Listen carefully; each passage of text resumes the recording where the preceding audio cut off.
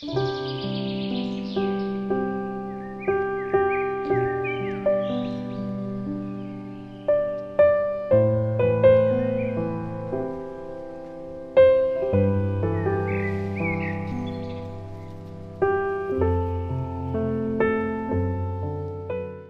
2021년 10월 23일 연중 제29주간 토요일입니다. 루카가 전한 거룩한 복음입니다. 그때 어떤 사람들이 와서 빌라도가 갈릴레아 사람들을 죽여 그들이 바치려던 제물을 피로 물들게 한 일을 예수님께 알렸다. 그러자 예수님께서 그들에게 이르셨다. 너희는 그 갈릴레아 사람들이 그러한 변을 당하였다고 해서 다른 모든 갈릴레아 사람보다 더 큰 죄인이라고 생각하느냐? 아니다. 내가 너희에게 말한다. 너희도 회개하지 않으면 모두 그처럼 멸망할 것이다. 또 실로암에 있던 탑이 무너지면서 깔려 죽은 그 18사람, 너희는 그들이 예루살렘에 사는 다른 모든 사람보다 더 큰 잘못을 하였다고 생각하느냐? 아니다. 내가 너희에게 말한다. 너희도 회개하지 않으면 모두 그렇게 멸망할 것이다. 예수님께서 이러한 비유를 말씀하셨다. 어떤 사람이 자기 포도밭에 무화과 나무 한 그루를 심어 놓았다. 그리고 나중에 가서 그 나무에 열매가 달렸나 하고 찾아보았지만 하나도 찾지 못하였다. 그래서 포도 재배인에게 일렀다. 보게, 내가 3년째 와서 이 무화과 나무에 열매가 달렸나 하고 찾아보지만 하나도 찾지 못하네. 그러니 이것을 잘라버리게 땅만 버릴 이유가 없지 않은가. 그러자 포도 재배인이 그에게 대답하였다.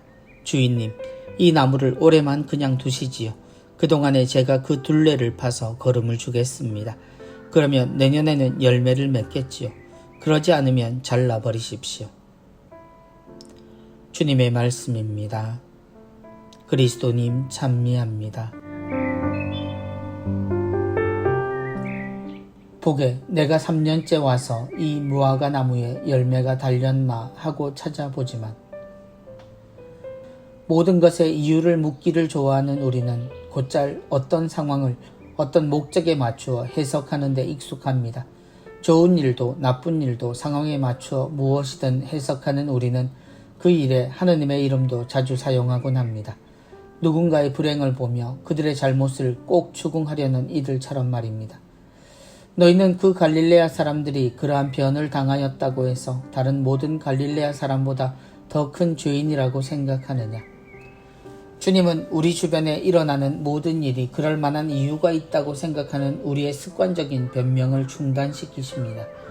오히려 우리가 회개하지 않으면 그렇게 이유 없는 안타까운 죽음과 같은 일을 당하게 되리라는 무서운 말씀을 건네십니다.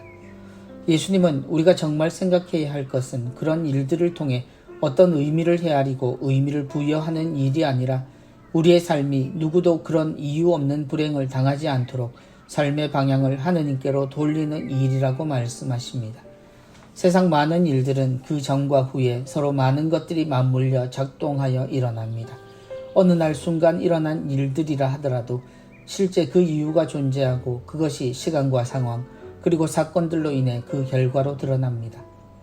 빌라도에 의해 살해당한 사람들도 또 실로암 탑이 무너져 깔려 죽은 사람들도 그들의 탓이 아닌 실제 이유가 있기 마련입니다.